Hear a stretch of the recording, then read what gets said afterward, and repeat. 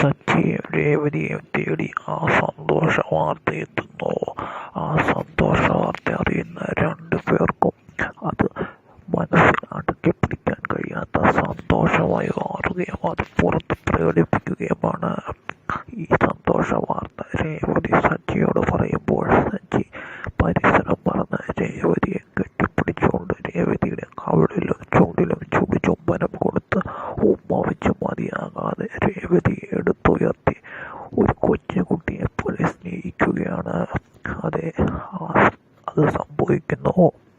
സച്ചിക്കും രേവതിക്കും ഒരു കുഞ്ഞ് ജനിക്കാൻ പോകുന്നു.